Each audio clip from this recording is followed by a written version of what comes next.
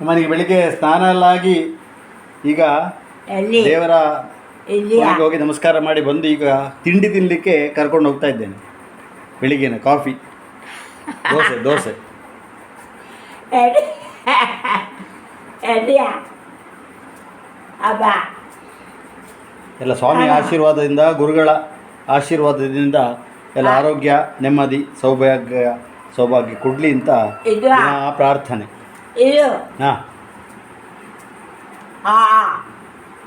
ಆರೋಗ್ಯ ತುಂಬ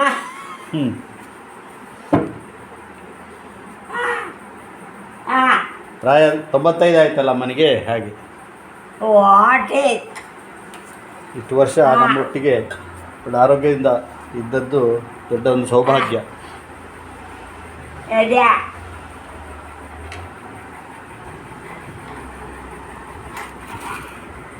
ದೋಸೆ, ಅಬ್ಬ ಸ್ವೀಟ್ ಉಂಟು, ಪಪ್ಪಾಯ ಉಂಟು, ಕಾಫಿ ಉಂಟು.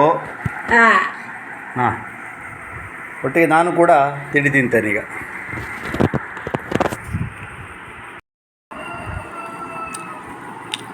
ಅಮ್ಮನಿಗೆ ಬ್ರೇಕ್ಫಾಸ್ಟಿಗೆ ಒಂದೊಂದು ದಿನ ದೋಸೆ, ಒಂದಿನ ಉಪ್ಪಿಟ್ಟು ಅವಲಕ್ಕಿ, ಒಂದಿನ ಚಪಾತಿ, ಒಂದೊಂದು ದಿವಸ ಹೀಗೆ, ಒಂದೊಂದು ದಿವಸ ಬ್ರೆಡ್ಡು, ಬನ್ನು, ಹೀಗೆ ದಿವಸ ಬೇರೆ ಬೇರೆ ಐಟಮ್ ಕೊಡ್ತಾಯಿದ್ದೇವೆ.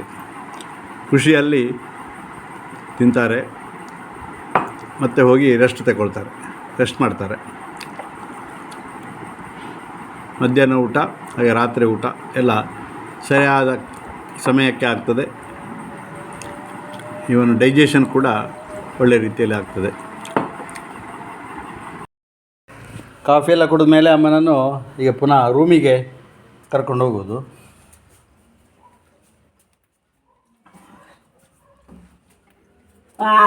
ಇನ್ನೂ ಮಾತಾಡಲ